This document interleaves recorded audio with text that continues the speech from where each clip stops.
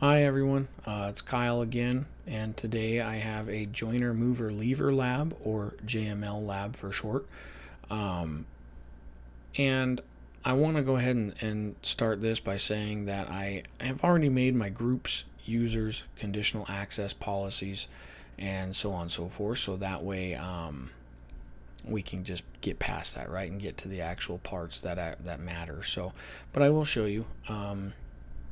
With my groups, I only have four of them, right? I have a group for new hires, a group for mid-level analysts, a group for senior level analysts, and a group for former employees. All of these groups, or this handful of groups, have their own conditional access policies. For the new hires, it is just multi-factor authentication. For the mid-level, it is device compliance. For the senior level group, it is MFA and device compliance. And for former employees, everything is just blocked, right? So, one things that I do want to discuss though is for this senior level group, I don't have my home PC enrolled with Intune, right? So in the conditional access policy, I understand and recognize that in an actual environment, the device compliance on top of the MFA would be picked, right? I understand that in a regular environment, again, it would be part of the requirements to grant access, because with corporations, organizations, things like that, they should have their devices enrolled in Intune. And so, for the sake of this lab, though, I have it disabled. But normally, we would have it enabled, right, for security purposes. So, anyway, we come back here to the overview, and for my users, I have only a few users, right? So I have my break glass in case of emergency, me, our individual that's moving from mid-level to senior level, so he's going to be getting promoted. We have two new hires. We have one individual that is going to be staying in our mid-level group, and we have a senior level analyst that is actually going to be retiring, right? So, but first we're going to go ahead and we're going to come up here to our new hire one, and we are going to log in as our new hire. So, no thank you. We will go through multi-factor authentication with our authenticator app. Once I get it there and get it typed in, there we go. We want 92. Yes, it's me. And we are able to log in. Right now, I don't have any apps registered or anything like that, but it shows that we do indeed need the authenticator app for multi-factor, which is looking, for our biometrics and all this other. So, but anyway, so we are logged in as our new hire. Next, if we come over here to our analyst that is going to be staying at the mid-level, we will try to sign in as this individual, and as long as the conditional access policy is working properly, we should not be able to log in due to device compliance. And as you can see, we are not on a compliant device, again, because I don't have it logged in, or enrolled in Intune. So now we come here and we try this individual as well. Whoops.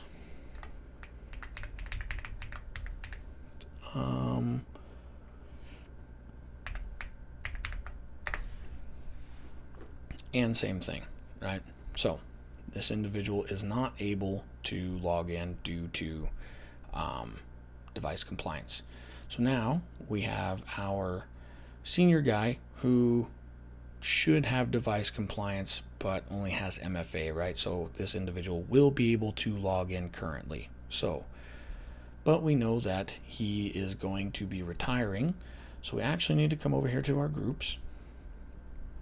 Once we get to our groups, we can go ahead and go to our mid-level. Once we get into our mid-level, we can go to our members. And good news for this individual here, they are going to be actually getting a promotion. So I don't know what's going on there. Whoops, that's not what I wanted. This is what I wanted. Let's go back here. Yes, so we're going to remove our guy getting promoted. So this conditional access policy for this particular group is not being applied to this individual. Then we will come back here to all groups.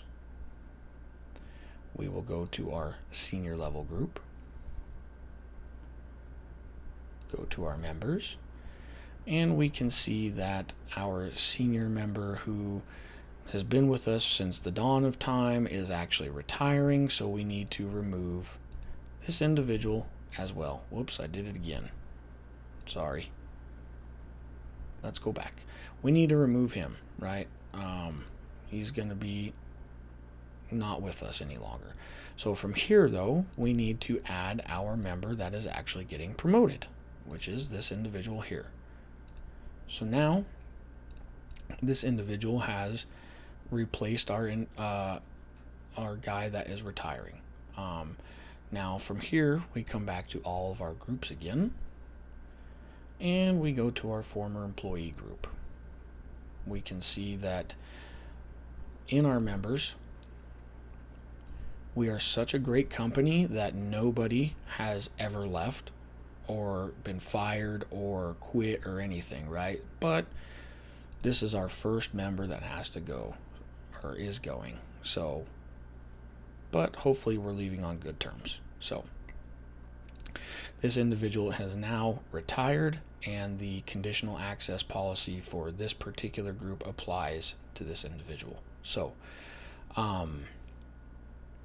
something that I had found earlier is sometimes it takes a minute to propagate, right? So during this time, we're just kind of go over our conditional access policies, I guess, for each group, so I can show you what I had going on. So, and really it's pretty easy. But for our new hire policy, we come in here, we have it to our specific group, which is our new hire group, and we excluded our emergency account, right? In case things go bad and we need to get in there, this account, which is a privileged account, will be allowed to get in and make changes to allow access again. So, and for our grant controls, we only have MFA selected right now for the new hire group. So now we'll go ahead and X out of that. We will come back here to conditional access policies. For our mid-level policy, same thing, applied to the mid-level group, excludes our emergency account, and for granting access, we want our device to be compliant, which is for Microsoft Intune to ensure that it's been enrolled and approved by the company and so on and so forth, right? So there's that. And then we come back to our conditional access policies again, to our senior level policy.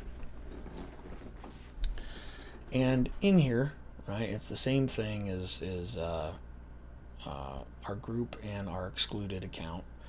But from here in our grant access controls, right, normally, yes, we would have this as marked as compliant, and our MFA to create stricter access policies, right? So just again, for the sake of this lab, though, I have not have this selected, so we can actually move forward with the lab. But okay, let's go ahead and see now if we can log in with this guy again. And we will go here, here.